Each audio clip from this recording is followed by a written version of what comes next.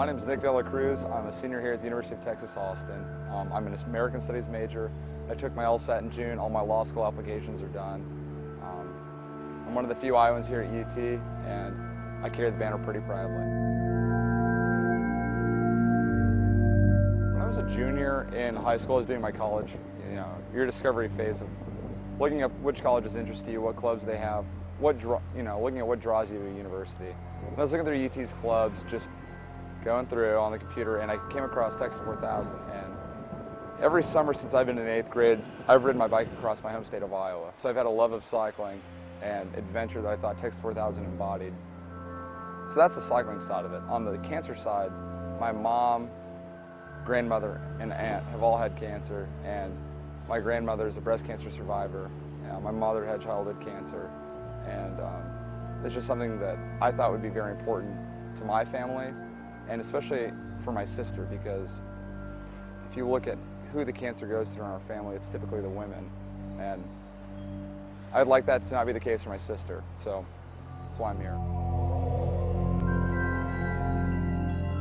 I'm the travel chairman for the Sierra route, so with that position I get to plan the route, obviously with everybody else's approval and great graces, but my goal is to take the ride to as many people in as many small towns from here to Anchorage as we possibly can.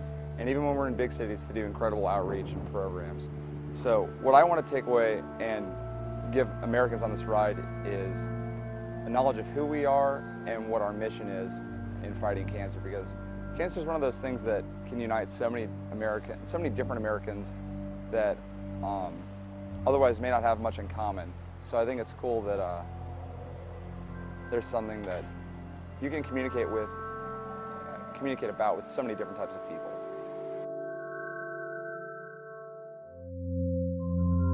Definitely, knowledge speaks to me the most. I think that it's absolutely imperative that Americans understand ways they can change their lifestyle to reduce their chances for cancer, whether that's by being active, not smoking, not drinking, doing things in moderation. I think it's important that we get that, early screenings. I think it's important we get that message out to as many different people as we can, because maybe someday they won't need the treatments if they don't get it to begin with. So.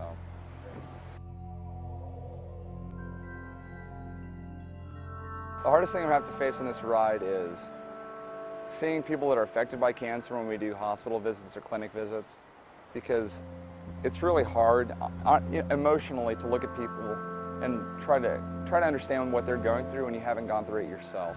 That's going to be extremely difficult. It's not the physical part, it's not the logistics part. I think that's going to be the most difficult part.